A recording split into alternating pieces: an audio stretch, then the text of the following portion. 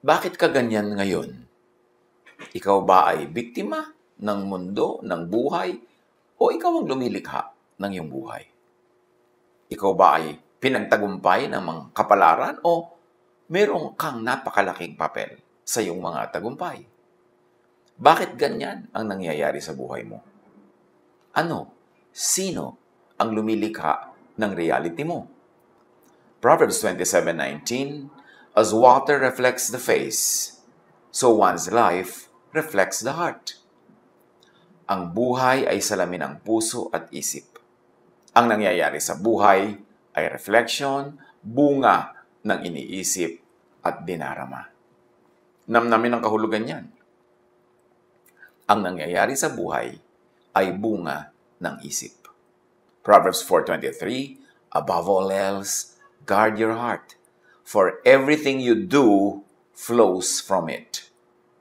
At sabi ng New King James Version, Proverbs 23:7, for as he thinks in his heart, so is he. As you think, kung paano ka mag-isip. Yan ang pamagat ng ating pag-aaral ngayon. Nanawa, maging maganda ang bunga sa paraan ng ating pag-iisip para maging maganda ang bunga sa ating pang-araw-araw na buhay. Your eyes see what you happen to see, yes, but more than that, your eyes see what you choose to look at, to focus on. Sa dinami-rami ng pwedeng makita, namimili ang mata ng tititigan. Your thinking creates your reality. Ang pag-iisip, ang iniisip mo, ang gumagawa ng realidad mo. Our thoughts, if you think them over and over, and assign truth to them, become beliefs. Namnamin. Ang inuulit-ulit na pag-isipan, pag ginawaran ng katotohanan, pag ginawa mo ito ang iyong truth, ito ang iyong reality, pag ginawaran ito ng pagiging totoo, ay nagiging faith, nagiging pananalig. Ano man ang inuulit-ulit mong pag-isipan, pag inassignan mo ito ng truth, ito ang iyong truth, ito ang iyong nagiging faith, pananalig. Ang pananalig ay lumilikha ng cognitive filter na siya mong pinagsasalaan at pinagbabatayan ng pagbibigay kahulugan sa mga nangyayari sa mundo mo.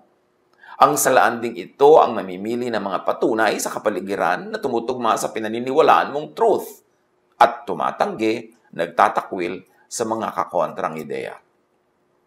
Huwag kayong mga nosebleed dyan. Intindihin ang pinag-uusapan natin. Nosebleed din itong pag-aralan at ituro Kaya kailangan mag-effort ang lahat na intindihin.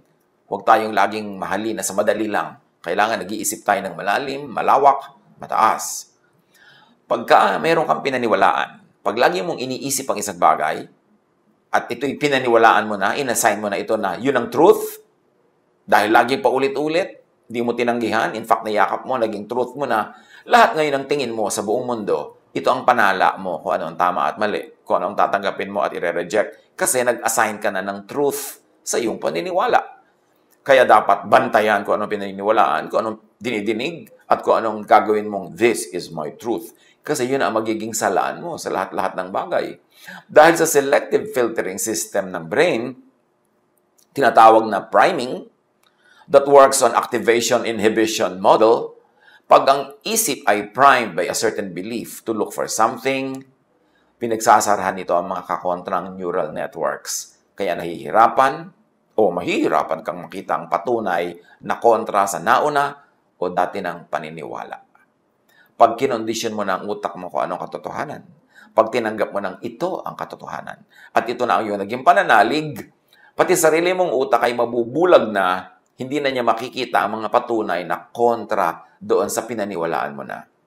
Kaya mahirap kausap ang religious person at ang very political ang utak. Kasi pag nag-decide na siya na yung narinig niya, yung napaulit-ulit yung narinig, nakita na yun na ang totoo, yun na ang reality, kahit pa tapunan mo ng liwanag to the contrary, kahit pa yung kakontrang ideya nito ay ubod ng linaw, maliwanag pa sa sikat ng araw sa tanghaling tapat, hindi na ito makikita ng isip. Pinagsasarahan ito ng sarili nating isip. Ang ating isip ang magpapalaya sa atin at ang ating isip din ang nagiging kulungan ng ating buong pagkatao, pananaw at buhay. That's why people who are depressed see a more depressing world. It's also why you are so convinced that your view of the world is the truth.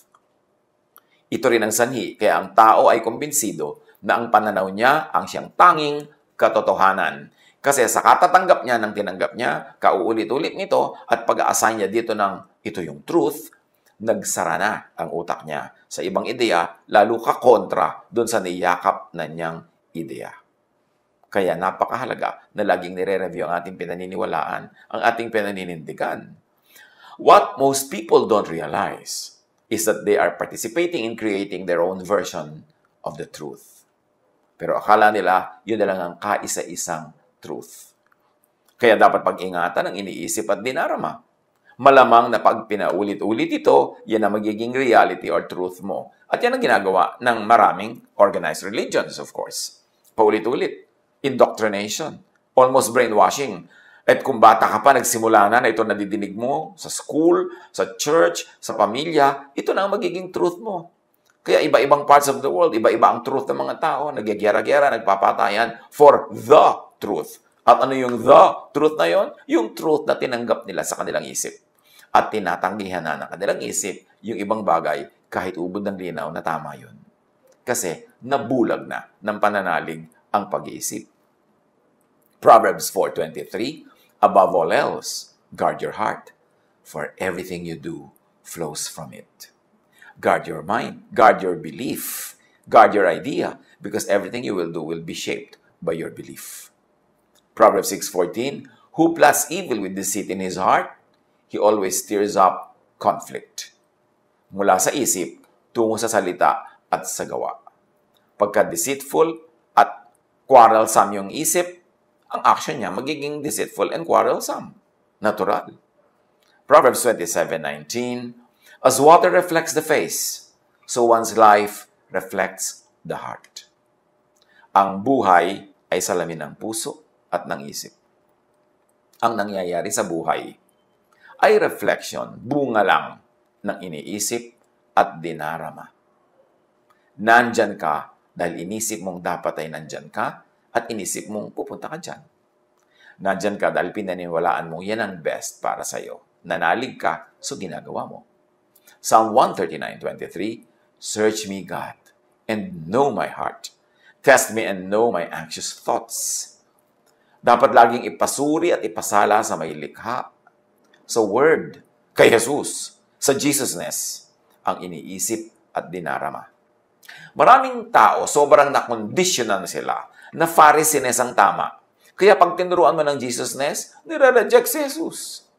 Sobrang nakondisyon na sila na law ang umiiral, so pag tinuruan mo ng grace, ayaw tanggapin. Sobrang nakondisyon na sila na they are hopelessly sinful, pag tinuruan mo ng restoration and forgiveness of God, hindi makayang tanggapin. Kaya laging guilty pa rin at nagpapagilty pa rin sa iba. Kasi ang indoctrination ng religion ay talaga namang non-stop. Mula bata, from cradle to the grave, idinidikdik sa iyo ang doktrina ng isang grupo na inaniban mo o inaniban na yung mga magulang. Kaya mga tao nagyagyera-gyera, ang dami naging patayan dahil sa religion. Both sides or all sides believing that their truth is the truth. Dapat sinasala, nire-review. Dapat ating sinusuri ang ating mga pinaniniwalaan and be willing to change our mind, our hearts, when we are confronted with a better truth or a higher version of truth. Your eyes see more and more of what you look at and focus on, of what you choose and want to see. Kaya yung mga nagiging zealots, nagiging fanatics, kasi syempre kung gusto mo yung isang paniniwala, gusto mo ang isang kaisipan, laging yun ang isipin mo, laging yun ang papakinggan mo, laging yun ang uusalin mo, lalong sumisidhi ang paniniwala mo doon hanggang maging zealots ka na. Kasi ang brain natin, nakukondisyon yan eh. Kung anong lagi mo tinitingnan, yung nag-a-adjust ang brain mo para yun ang makita. At hindi na niya tinitingnan ang mga ayaw mong tingnan, ang ayaw mong makita, hindi na tinitingnan ng brain mo. Akala mo tuloy, wala na yun, hindi na nag-e-exist. At yun na lang, paborito mo, ang nag-e-exist. Our brains shape our reality. Social reality can even shape physical reality. For example, it's a stereotype to think that girls aren't good at math. When people believe that stereotype, which is a social reality, they may expose girls to fewer math and physics problems than they do boys, creating a self-fulfilling prophecy that perpetuates the stereotype. Kasi meron na silang pinaniwalaang katotohanan, lahat ng gagawin nila nakasang-ayon na doon, so lalo namang sisindi ang paniniwala nila na yun na nga ang tama. Dapat sinusuri, kahit pananalig, kahit doktrina, because the truth will always stand the test. Bakit ka matatakot na suriin ang iyong truth? Tapunan ng liwanag, i-examine. Kung naniniwala kang truth ito talaga, ipapa-examine mo. Dahil lalabas at lalabas ang katotohanan. Huwag tayong masyadong matigas ang ulo na, yan ang aking paniniwala, yan ang sabi ng aking preacher, yan ang sabi ng aking teacher, therefore, yan ang truth. Dapat reviewin lahat. Ang pinagsama-sama at nagkakaisang human brains create social reality, a superpower that can move mountains. Kaya yung mga naniwala sa isang leader, halimbawa, yung mga naniwala kay Hitler, pinaniwalaan nila lahat ng mga sinasabi ni Hitler, inulit-ulit ito ng media, pinaniwalaan, itinuro sa mga eskwelahan. So, na-create yung historical events, not only in Germany, but all over Europe, at naka-apekto sa buong mundo. Kasi napakaraming nag-subscribe sa paniniwala na yon. Any group of people can make up abstract concepts, share them, and weave them into a reality. Kaya nagkakaroon ng mga, kumisan, mass suicide sa mga relihiyoso kasi sobra silang naniwala sa leader nila, hindi na sila nakinig sa iba, talagang ipinako na nila ang utak nila doon, kaya nung pinainom sila ng lason, inuman naman ang lahat. Hindi na sila nakakapag-isip. Magtataka ka, kahit anong sekta, kahit anong relihiyon, magkakakontra at magkakasalungat, may mga members siya ng mga edukado, matataas sa mga pinag-aralan, malalayo ang narating, very successful. Sasabihin ng iba, therefore, true yung pinaniwalaan nila kasi educated sila. Not always. Kasi nga selective ang mind, ang brain. Pag gusto mong makita ang isang bagay, hanggang later on, laging yun ang tinitingnan mo, mamaya, yun na lang ang nakikita ng brain. Nagsasara na siya sa iba. Kaya akala mo, yung reality mo na lang ang kaisa-isang katotohanan. Ganyan sa politics at sa religion. Yan ang mga causes ng napakaraming giyera ng humanidad from the beginning. 1 Samuel 18:6-8, when the men were returning home after David had killed the Philistine, the women came out from all the towns of Israel to meet King Saul with singing and dancing, with joyful songs and with timbrels and lyres. As they danced, they sang, Saul has slain his thousands, and David his tens of thousands. Saul was very angry. This refrain displeased him greatly. They have credited David with tens of thousands, he thought, but me with only thousands. What more can he get but the kingdom? This social reality became physical, political reality. Nagkaroon ng physical war between Saul and David, and indeed, David got the kingdom. Inisip, kinanta, sinayaw, naging totoo. Hindi dahil magic. Dahil lahat ng nakinig, nag-isip, sumayaw, tumulong sila na para yung napakinggan nila, sinabi nila, isinayaw nila at ikinanta, ay matupad na kondisyon ng utak nila. Ginawang katotohanan sa buhay nila ang dati-rati kinakanta-kanta lang nila. Psalm 55 verse 4, my heart is in anguish within me. The terrors of death have fallen on me. Nega creates and births mega nega. Kasi malungkot ang puso niya, so anong nangyari? The terror of death have fallen on me. Mas pinalungkot siya na sarili niya. Kaya mga nade-depress, ang lagi nakikita niyan, mas nakaka-depress. Yung nalulungkot, ang nakikita niya, ang narinig niyan, mas nakakalungkot. Kaya yung paranoid, lahat ng nakikita niya, nadidinig niya, nagdadagdag sa kanyang paranoia. Kaya pag tayo nakahalata, na tayo dumudulas down the slippery slope of something that shouldn't be happening, we should reverse our thoughts immediately. We should get out of that thought. Nalulungkot ka na, alisin mo na yung nakakalungkot na tugtog, nakakalungkot na ilaw, nakakalungkot na mga bagay, alisin mo na yung nakakalungkot na mga alaala para hindi ka tuloy-tuloy ang lamunin ng lungkot. Nagagalit ka na, maghahanap ka pa ng mas nakakagalit, makikinig ka pa sa mga sulsol, magagalit ka na magagalit, hanggang maging mamamatay tao ka na niyan. Ganon din yung love eh. Yung romantic love. Pagka nag-decide ka na ay, lovable ang tao ito, attractive siya.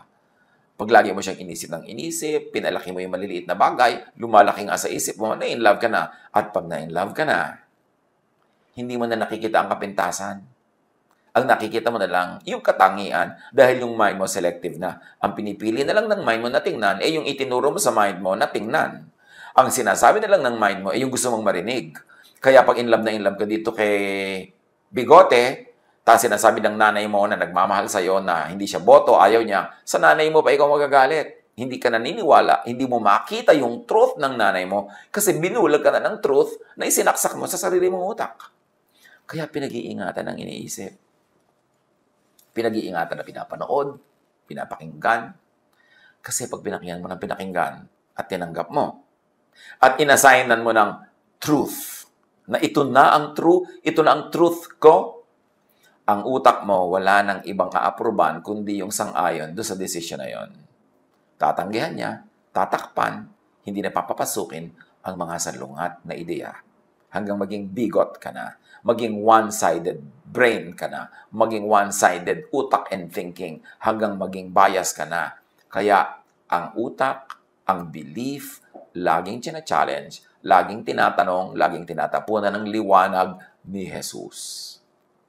Kaya napakasidhi at napakalupit ng mga religious wars, religious quarrels. Sa sariling pamilya, mga magkapatid nagtatakwilan. Sa sariling church, nagbabatuhan, nagsasakitan. And each of them believes that his or her truth is the truth. Kasi dinedeceive tayo ng ating isip. Una, ikaw ang nangyayari, ikaw ang nakakapangyayari, pinapasunod mo yung isip mo, pero mamaya yung isip mo na ang kokontrol. Kasi nalaman na niya yung cue mo. Nalaman na niya kung anong gusto mo, yun na ngayon ang ibibigay sa'yo. Yung gusto mo nang makita ang makikita mo. Pag gusto mong makita ang negative ang mundo, puro nega ang makikita mo. Pagka negative ang isang tao, negative na lang ang makikita mo. Bulag ka na sa kanya mga positive. Kasi ganyan yung brain mo, nag-a-adjust sa iniisip mo. To the point na kung ano ang gusto mong isipin, yun na lang ang pinapaisip sa'yo at pinagsasarahan ng utak mo ang ibang bagay. Ganyan-ganyan sa religion, ganyan-ganyan sa politics, ganyan-ganyan sa social norms. Kaya napakahalagang laging sinusuri ang pag-iisip. Psalm 55 verse 4, tulad ng binasa na natin, my heart is in anguish within me. The terrors of death have fallen on me. Bakit? Yung heart dyan, ibig sabihin din yan, mind. Yan ang iniisip mo, yan ang mangyayari. Ang kinakatakutan mo, matutupad. Kasi yun ang ngayon nakahanapin ng utak mo at i-offer sa'yo. What and how you think shapes your mind accordingly. Pagka-isip ka ng isip, yung mind mo nag-a-adjust, yun na lang i-accommodate niya. Yun na lang ang gusto niyang isipin at yun na lang ang ipapaisip sa'yo. Our minds aren't passive observers, simply perceiving reality as it is. Our minds actually change reality. Probably the best known way the mind shapes reality is the placebo effect, where people get better if they simply believe that they are being treated for a disease. Marami na experiments niyan. Group A ng pasyente, paiinumin ng gamot. Group B, paiinumin ng hindi tunay na gamot. Isa lang na neutral something, whatever it is. Pero pinaniniwala silang gamot ang iniinom nila. At pag naniwala sila doon, gumagaling nga. Ang laking bagay ang sinasabi ng mga experiments na yan, na ang iyong paniniwala nagiging totoo. Na napakamakapangyarihan ang pananalig. Kaya nga sabi ni Jesus, believe. Command this mountain to throw itself into the sea. And it will.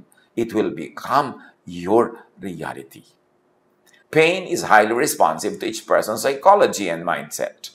Those who expect worse pain, ruminate on it, think of it, and feel helpless about it, what's called pain catastrophizing, feel more intense pain, stay longer in hospitals after surgery, and often require more painkillers. Pag ang tao ay napakahilig mag-isip ng sakit, na siya ay masasakitin, na siya ay masasaktan, yun nga nangyayari. Ang tagal niyang gumaling. Pero yung nag-iisip na gagaling siya, nananalig, mayroong faith, mabilis gumaling, mabilis mag-respond sa medication. It's all in the mind. Pag lalong iniisip, pag lalong pinag-uusapan, lalong kinakatakutan, lalong nangyayari. Kaya hindi maganda yung mga lagi ang pinag-uusapan nyo, mga sakit. Pagka maraming tao, lalo seniors, pag nakita-kita na, wala pinag-uusapan kundi ali ang sakit nino. Nagpapaligsahan kung kaninong blood pressure ang mas mataas, kung kaninong blood sugar ang mas mataas, kung kaninong sakit ang mas malala. Kaya ayun, nagkakalubog-lubog din uli sa sakit. Pagka ang gusto nyo laging pag-usapan, kapintasan na inyong hipag, lalong nagagalit kayo sa kanya. At lalo siyang nagiging kapintas-pintas kasi yung reality ng utak nyo umaapekto sa mundo. Nagkakatotoo ang laging pinag-uusapan, lalo't pinaniniwalaan. Di ba? Faith moves mountains. Kahit negative faith. Pag naniwala kang hindi ka nagagaling, hindi ka na nagagaling. Pag lagi niyong pinag-uusapan na, naku, maghihirap ang buhay, ang hirap ng buhay, ang hirap ng hanap buhay, ganun nga mangyayari. Yung mga may tindahan, pagka tinanong mo, magkano ang benta mo? Mahina, matumal. Siguro sa takot mautangan, sa takot na mahingan. Pero kasasabing matumal, mahina, ay tumutumal talaga, tumihina. Pero pagka maganda yung benta, ayos yung, wow, malaki ang benta ko, tipak, marami ako ngayong benta. Sa takot na naman siguro mahingan. So, ang nangyayari, dahil hindi na pag-uusapan yung malaking benta at magandang negosyo, hindi na yun tinitingnan ng brain. Ayaw na uli yung makita. Ang hahanapin na niya uli, yung maliit na kita, yung maliit na benta, yung negative, at yun na naman ang matutupad sa buhay. Kaya dapat pag-ingatan kung ano ang iniisip, ang ipinaiisip sa kapwa, lalo sa bata. Kaya dapat pag-ingatan kung ano ang doctrine na isinisiksik sa utak ng nakikinig kasi nagiging ganon siya. Bakit ang daming relihiyoso nagiging masama ang ugali? Nagiging judgmental? Kasi yun ang lagi nadidinig mula sa preachers and teachers.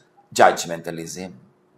Bakit marami mga relihiyoso nagiging mapaghiwalay sa kamag-anak, sa mga kaibigan? Kasi yun ang laging nadidinig. Nagiging totoo sa buhay nila ang kanilang nadirinig. Your mind is wired to be shaped by what you think of, by what you focus on, by what you search for. Kaya pag nag-decide ka na in love ka na kay guwaping, ang hinahanap na lagi ng isip mo yung nakaka-in-love, dire-reject niya yung mga nakakainis at mga mali. Kaya nabubulag ka sa pag-ibig. Kaya sinasabi nila, love is blind.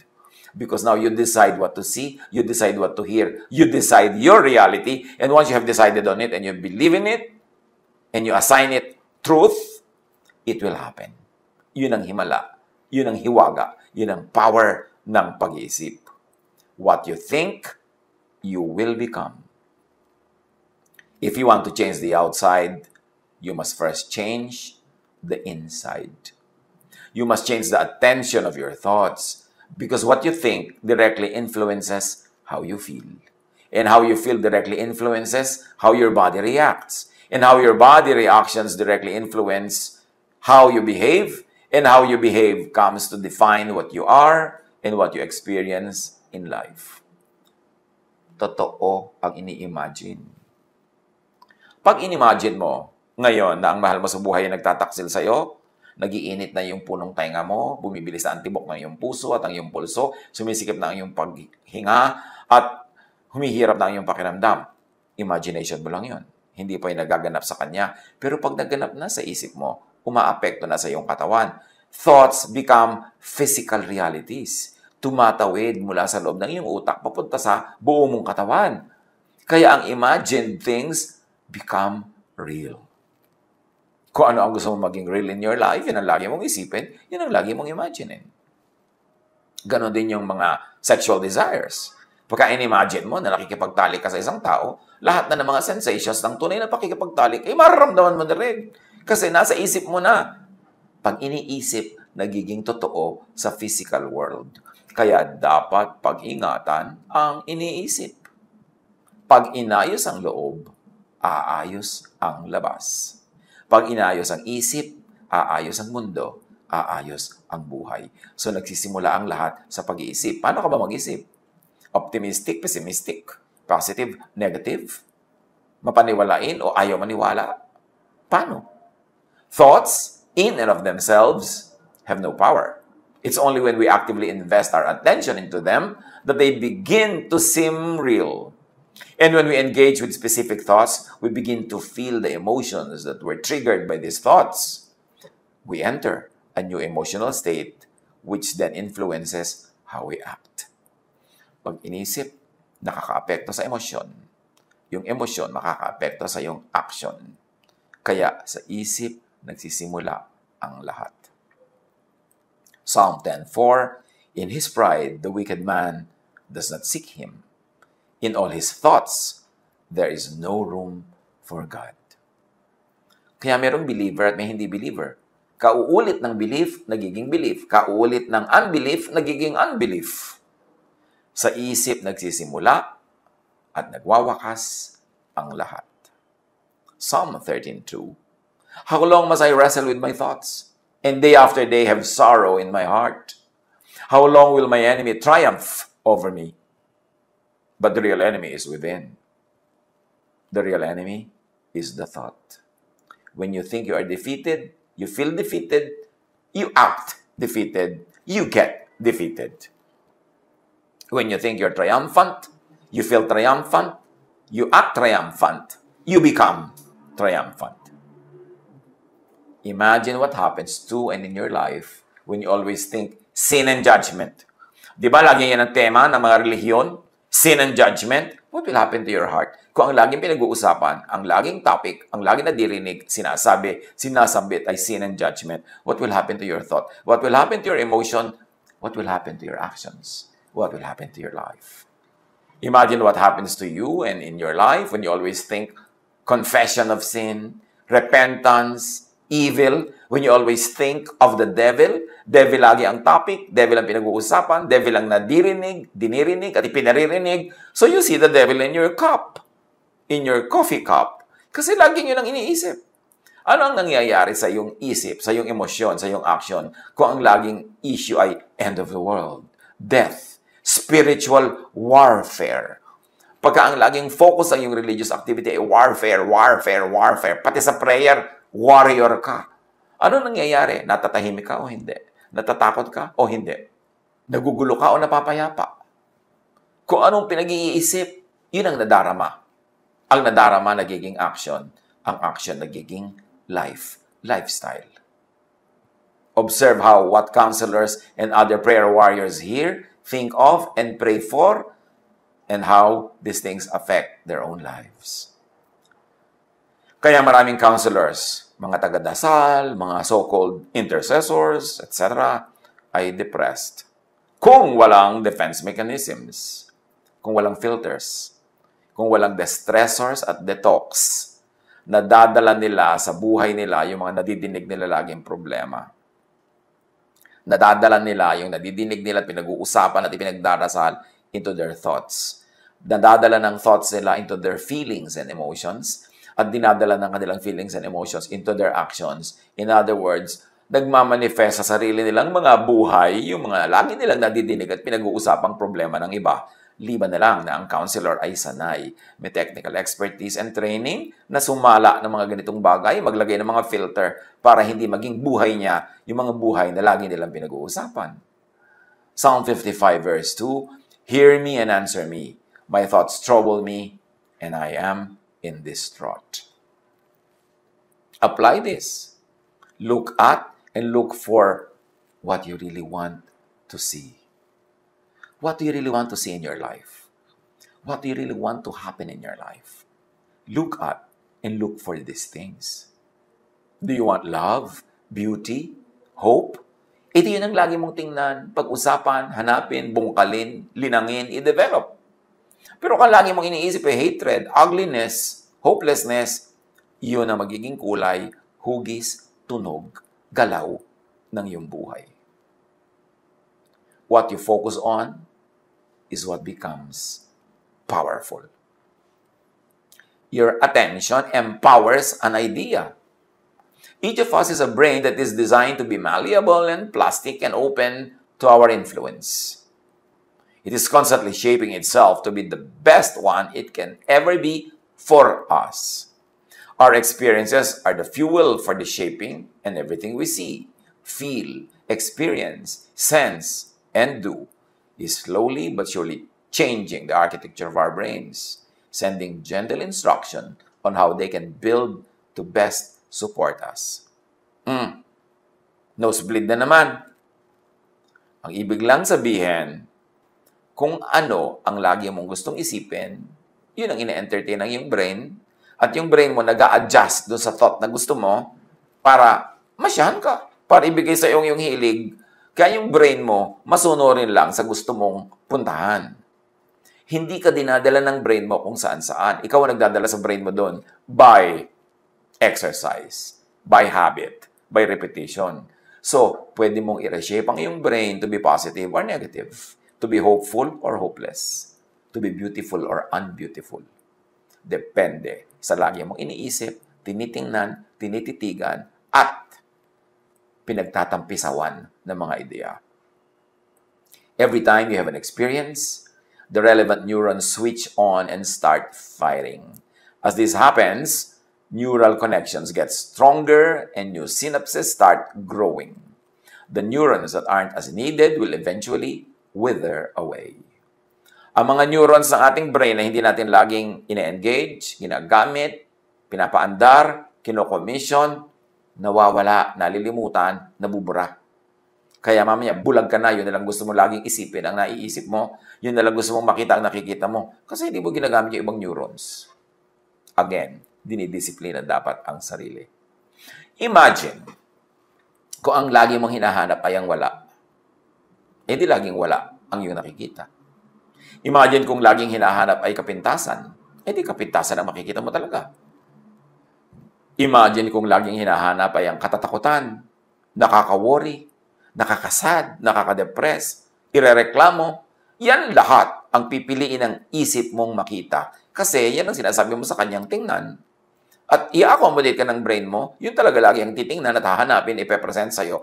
Hanggang maniwala ka na yun na lang talaga ang bukod tanging laman ng mundo at buhay mo. Kasi binulag mo na ang iyong sarili sa ibang mga bagay na sinanay mo na rin ang iyong sariling huwag tingnan at ayaw mo rin i-entertain. Philippians 4:8, kaya ang sabi dito, makinig. Finally, brothers and sisters, whatever is true, noble, right, pure, lovely, admirable, if anything is excellent or praiseworthy, think about such things. Yan na ang nag-summarize ng kanina pa nating pinag-nosebleedan. Kung ano ang mabuti, maganda, kaibig-ibig, kahanga-hanga, kung may anumang bagay na napakaganda at kapuri-puri, yun ang isipin mo. Kasi yun ang mangyayari sa buhay mo. Yun ang magiging thought mo, yun ang magiging emotion mo, at yun ang magiging action mo, at kung anong itinanim aanihin, yun ang aanihin mo, yun ang magiging bunga ng iyong buhay, it will become your life. So kung sad ka ngayon, nag-iisip ka kasi ng sadness, kaya ka dinala dyan. Kung depressed ka ngayon, kinondisyon mo ang sarili mo ng mahaba at matagal na panahon na ma-depress, kaya depressed ka ngayon. Pag cheerful ka, ganun din. Pag hopeful ka, ganun din. Pag paladuda ka, yun ang dahilan. Ikaw lahat ang umimbento. We should be responsible for our thoughts. Huwag nating i-blame sa panahon ng Hapon o panahon ng Kastila o panahon ng Limahong ang mga nangyayari sa ating buhay. Ang takal-takal na nun, ang layo-layo na. Tayo ang lumilikha ng ating realities. The sooner we understand and accept that, the quicker we can change our reality into that which is good and true. 2 Corinthians 10:5, we demolish arguments and every pretension that sets itself up against the knowledge of God. And we take captive every thought to make it obedient to Christ. O, ayan na naman. Simplification of everything we've been laboring to try to explain. We take captive every thought to make it obedient to whom? To Moses ba? To Paul ba? To Peter ba? No. To Christ. To Jesus-ness. You want rest? You want peace? You want love? You want restoration? Ino-offer lahat yan ni Jesus. Go to Jesus. Sabi niya, come to me all of you who are tired and heavy laden, and I'll give you rest. So rested ka ba ngayon? Kasi nag-isip ka, sumunod ka kay Jesus. Hindi ka rested, hindi ka bothered, kasi may iba kang iniisip. May iba kang nararamdaman, may iba tuloy nangyayari sa iyong buhay. Ganun lang kasimple. Take every thought captive to Jesus. Sundin ang Jesus-ness. Para yung mga bunga ng Jesus-ness, yun ang anihin mo sa iyong buhay. To find it, to find more of it, to find more and more of it, think of the true, the truthful. Haggai 1:5, now this is what the Lord Almighty says, give careful thought to your ways. Think of good, Matthew 9:4, knowing their thoughts, Jesus said, why do you entertain evil thoughts in your hearts? Why do you entertain doubt? Why do you entertain fear? Why do you entertain judgment? Why are you entertaining all these things? They are affecting you. Think of the progressive. Kailangan umaasenso. 2 Corinthians 3:16-18, we are all being transformed into His image with ever-increasing glory. So ang ating pagbabago para mapaayon tayo sa imahe ni Jesus ay tuloy-tuloy progressive. Hindi yung kung anong narinig mo, paniniwala mo, stand mo nung unang-unang narinig mo yan, noong panahon ni Kopong-Kopong, yung ka pa rin ngayon, walang nagbago, walang nag-increase na glory. Dapat nag-glorify ang Panginoon sa ating patuloy na pagbabago. And you grow by outgrowing something. You grow in the mind by outgrowing your old mind. You grow in thought by outgrowing your old thoughts. Huwag matakot magbago ng isip kasi pag hindi ka nagbago ng isip, mabobonsai ka o mafo-fossilize ka, you will never grow from glory to glory. Think of the helpful, the edifying, the enriching. Do not think nega. Luke 5:22, Jesus knew what they were thinking and asked, why are you thinking these things in your hearts? See, lagi ang tinatanong ni Jesus, ba't yan ang iniisip mo? Ba't yan ang laman ng iyong puso? Think of the loving. Think of Jesusness. Romans 12:2. Do not conform to the pattern of this world. At ang mga parenthetic expressions ay ating suggested reading. Do not conform to the pattern of this world, the Pharisaic, but be transformed by the renewing of your mind into Jesusness. Then you will be able to test and approve what God's will is, His good, pleasing, and perfect will. Kay Jesus makinig. Sabi ng Ama, this is my Son, with whom I am well pleased. Listen to Him. Ephesians 4:23, be made new in the attitude of your minds. What you want to change, you first have to change in your mind. Pag nagbago ng isip mo doon, susunod ang emotion, susunod ang action, susunod ang reality. Think of the restful. Sabi ni Jesus, come to me and I'll give you rest. Think Jesusness. Think of the peaceful. Sabi ni Jesus, my peace I give to you. Think Jesusness. And do not make un-Jesus idols. Yung mga kontra kay Jesus. Psalm 115:8, those who make them will be like them, and so will all who trust in them. Pagka ang idol mo law, judgment, yun ang magiging buhay mo. Shape ng iyong isip, at yun ang magmumulto sa'yo lagi. Look up to, think of, follow Jesus. Philippians 2:5, have the same mindset as Christ Jesus. So mind na naman ang pinag-uusapan. Isip. Ang isip binabantayan. Hindi ito hinahayaan magpunta kung saan na lang niya maisipan. Kasi may mga automatic na yung pupuntahan pag sinanay mo magpunta doon. 1 John 2:6, whoever says he abides in Him ought to walk in the same way in which He walked. Live in Jesusness, not in Pharisiness, para magkaroon ng peace ka at peace ang iyong kapwa. Colossians 3:15, let the peace of Christ rule in your hearts, rule in your minds, rule in your emotions, rule in your actions, rule in your life. As you think, you are. You become. Pag-isip-isipan, pagbulay-bulayan, bring every thought captive to Jesus. God bless us all.